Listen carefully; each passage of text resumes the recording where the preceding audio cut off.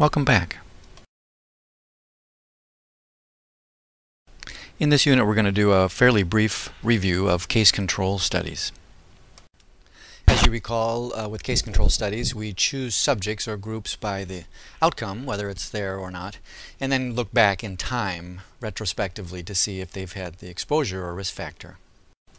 Case control studies are only fair in terms of their strength of evidence, and the primary reason is that they have some significant biases that are hard to overcome completely, and those are selection and recall bias.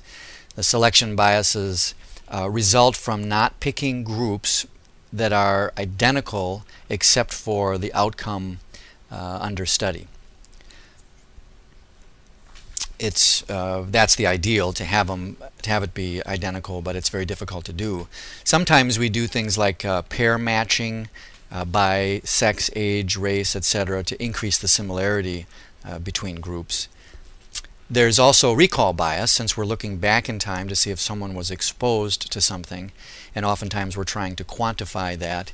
It's very difficult to do because we're relying oftentimes on memory, and if someone has a significant outcome that's very devastating, you can imagine having some sort of retinoblastoma in the eye or something, and then if an interviewer asked you, had you ever been exposed to pencil eraser in your eye, something like that, you would think long and hard about whether or not that might have been the case. Whereas if you were healthy and someone asked you that, you might be much quicker to conclude that you have no recall of that.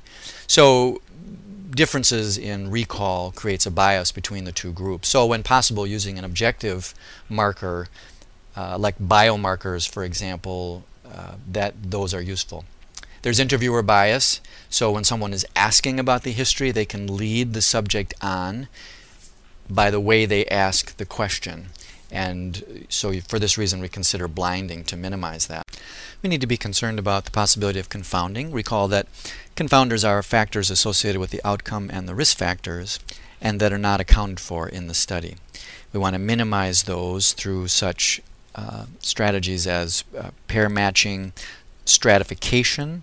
So if you're interested, for example, in alcohol intake, you might stratify into several groups of, for example, minimal, moderate, or heavy intake of alcohol. Then you look for an effect modification, so a difference in the outcome effect based on different stratification levels. You can do a test of heterogeneity to look for a difference between the different stratification levels. You can also do statistical management to control for confounding to a large degree. Recall that case control studies are quick and cheap, relatively speaking. They're good for looking at rare outcomes because you can find those people and study them. You don't have to wait and see what develops. You look back in time, so you can look at multiple risk factors. And when there's a long time between exposure and outcome, this study is advantageous because you don't have to wait that time. It's basically instantaneous in time.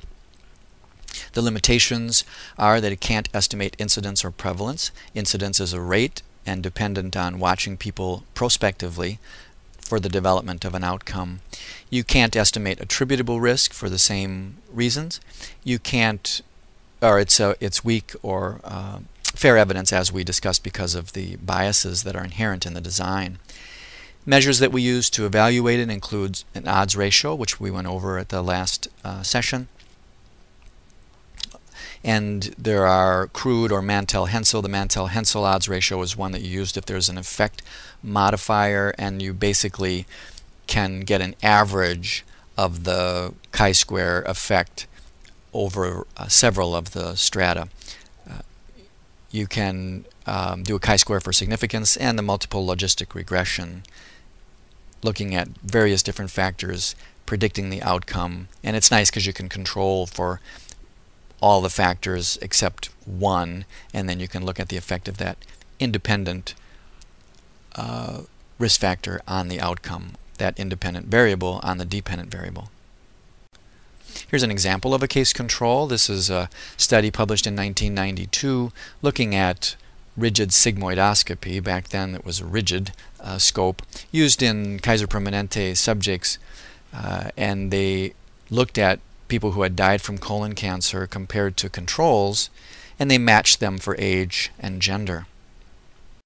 What they calculated in the study was an odds ratio. Remember, that's the odds that a case has been exposed relative to the risk or the odds that a control has been exposed.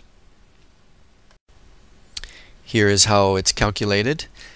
This formula boils down to AD over BC. Here's the data in this study. There are the 261 people who died from colon cancer and then the controls, and they calculated an odds ratio of 0.3, which would be interpreted as those who died from colorectal cancer in this study being 0.3 times as likely to have had a rigid sigmoidoscopy in the past. And so it looks to be protective, but recall that this is not a high level of evidence, but only a fair level. Again, the measures of the effect, odds ratio, and you can do a chi-square test to determine the statistical significance.